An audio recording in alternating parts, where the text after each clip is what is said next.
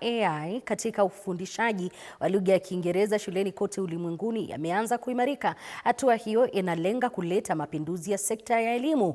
Teknolojia hii imeibua msisimuko na mjadala wa mageuzi makubwa, huku walimu wa Kiingereza wakiona faida zake katika kubinafsisha ufunzaji na kurahisisha zaidi kazi zake za kila siku. Walimu wa Kiingereza nchini na mwamvuli wa chama cha wataalam wa lugha ya Kiingereza nchini walisisitiza kuwa imekuwa uhalisia wa idara na pia ndoto ya siku zijazo. Tena pia AI ina uwezo wa kupunguza changamoto za ufundishaji kwa walimu, ikiwapatia zana bora zaidi za kufanikisha ufunzaji wa hali ya juu kwa wanafunzi wa teknolojia. Hii imeonyesha zaidi umuhimu wake katika kukabiliana na mahitaji ya mabadiliko ya elimu.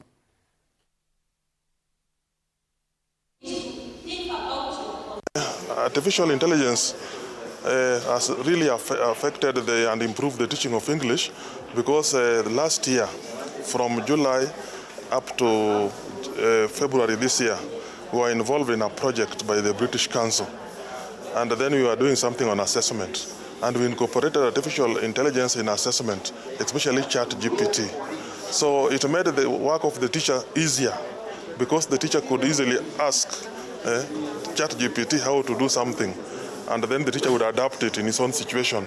So teachers decided to assess and set exams using ChatGPT, and also lesson planning.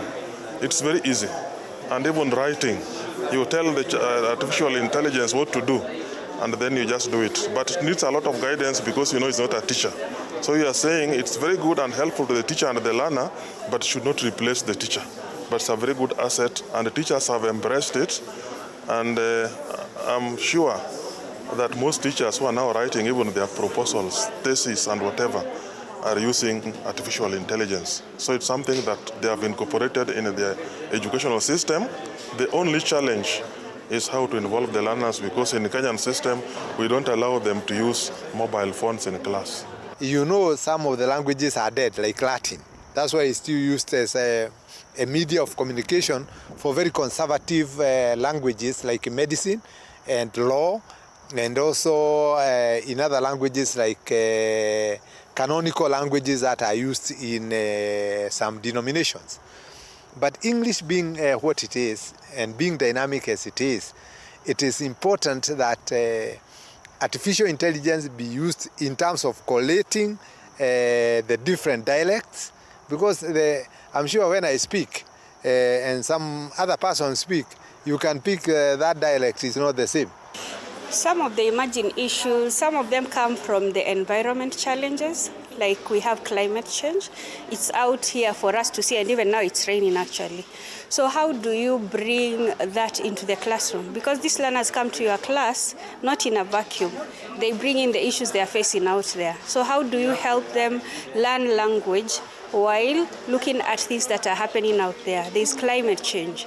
There's the use of AI, for example, right now, that would bring about things like plagiarism. How are you training your learners to be able to use it to support them without losing the main focus of what is supposed to be done?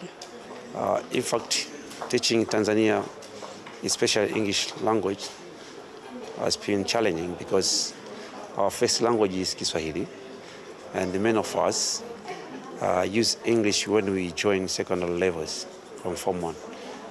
So you can see here that from standard 1 to standard 7, English is taught as a lesson, so you can have one session per week or 2 sessions per week.